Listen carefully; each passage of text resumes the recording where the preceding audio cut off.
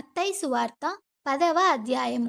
ఆయన తన 12 మంది శిష్యులను పిలిచి, అపవిత్రాత్మలను వెళ్ళగొట్టుటకును, ప్రతి విధమైన రోగమును, ప్రతి విధమైన వ్యాధిని స్వస్థపరచుటకును వారికి అధికారమిచ్చెను. ఆ 12 మంది అపోస్తలుల పేర్లు ఏవనగా, మొదట పేతురనబడిన సీమోను, అతని సహోదరుడగు అంద్రెయ, జెబెదయి కుమారుడగు యాకోబు, అతని సహోదరుడగు యోహాను, ఫిలిప్పు, బర్తలోమయి, తోమా, సుంకరి అయిన మత్తయి, అల్ఫై కుమారుడగు యాకోబు, తద్దయ్యను మారుపేరుగల లెబ్బయి, కనానీయుడైన సీమోను, ఆయనను అప్పగించిన ఇస్కరియోతు యూదా. యేసు ఆ 12 మందిని పంపుచు వారిని చూచి వారికాజ్ఞాపించినదేమనగా, మీరు అన్యజనుల దారిలోనికి వెళ్ళకుడి, సమరయుల ఏ పట్టణములోనైనను ప్రవేశింపకుడి గాని ఇశ్రాయేలు వంశములోని నశించిన గొర్రెల యొద్దకే వెళ్ళుడి. వెళ్ళుచు పరలోక రాజ్యము సమీపించియున్నదని ప్రకటించుడి. రోగులను స్వస్థపరచుడి, చనిపోయిన వారిని లేపుడి, కుష్ఠరోగులను శుద్ధులనుగా చేయుడి, దయ్యములను వెళ్ళగొట్టుడి. ఉచితముగా పొందితిరి, ఉచితముగా ఇయ్యుడి. మీ సంచులలో బంగారమునైనను, వెండినైనను, రాగినైనను, ప్రయాణము కొరకు జాలెనైనను, 2 అంగీలనైనను, చెప్పులనైనను, చేతికర్రనైనను సిద్ధపరచుకొనకుడి. పనివాడు తన ఆహారమునకు పాత్రుడు కాడా? మరియు మీరు ఏ పట్టణములోనైనను, గ్రామములోనైనను ప్రవేశించునప్పుడు అందులో ఎవడు యోగ్యుడో విచారణ చేసి అక్కడ నుండి వెళ్ళు వరకు అతని ఇంటనే బస చేయుడి. ఆ ఇంటిలో ప్రవేశించుచు ఇంటివారికి శుభమని చెప్పుడి. ఆ ఇల్లు యోగ్యమైనదైతే మీ సమాధానము దాని మీదికి వచ్చును. అది అయోగ్యమైనదైతే మీ సమాధానము మీకు తిరిగి వచ్చును. ఎవడైనను మిమ్మును చేర్చుకొనక మీ మాటలు వినకుండిన ఎడల మీరు ఆ ఇంటినైనను, ఆ పట్టణమైనను విడిచిపోవునప్పుడు మీ పాదధూళి దులిపివేయుడి. విమర్శ దినమందు ఆ పట్టణపు గతి కంటే సొదొమ గొమొర్రా ప్రదేశముల గతి ఓర్వదగినదై ఉండునని నిశ్చయముగా మీతో చెప్పుచున్నాను. ఇదిగో, తోడేళ్ల మధ్యకు గొర్రెలను పంపినట్టు నేను మిమ్మును పంపుచున్నాను. గనుక పాముల వలె వివేకులును, పావురముల వలె నిష్కపటులునై ఉండుడి. మనుష్యులను గూర్చి జాగ్రత్తపడుడి. వారు మిమ్మును మహాసభలకు అప్పగించి తమ సమాజ మందిరములలో మిమ్మును కొరడాలతో కొట్టింతురు.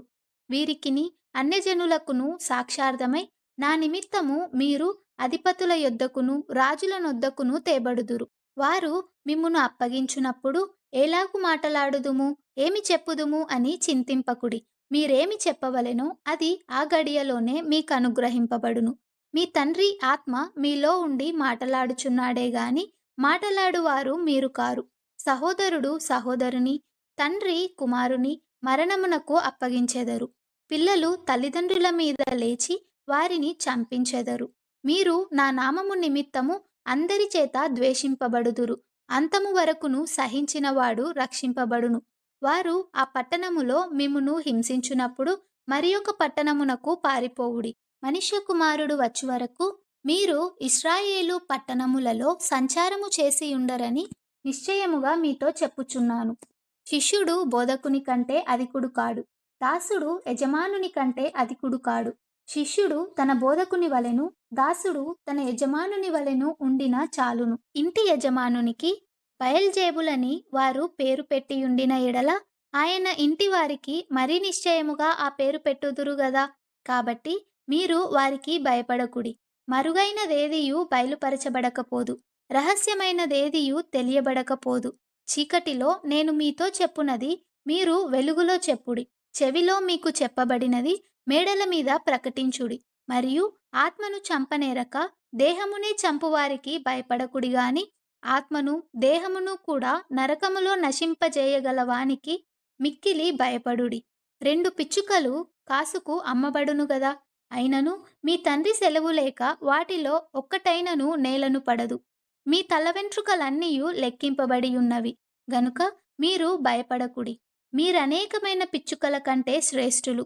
మనుష్యుల ఎదుట నన్ను ఒప్పుకొను వాడెవడో పరలోకమందున్న నా తండ్రి ఎదుట నేనును వానిని ఒప్పుకొందును.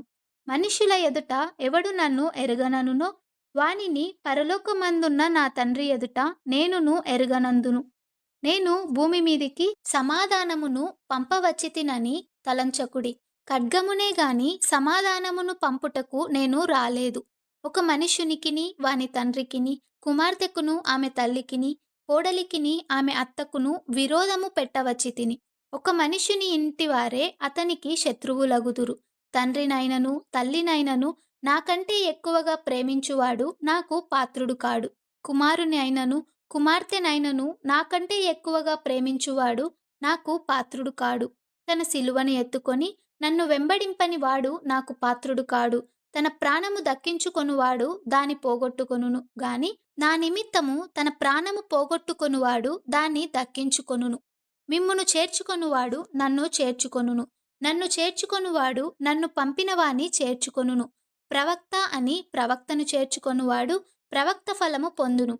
నీతిమంతుడని నీతిమంతుని చేర్చుకొనువాడు నీతిమంతుని ఫలము పొందును.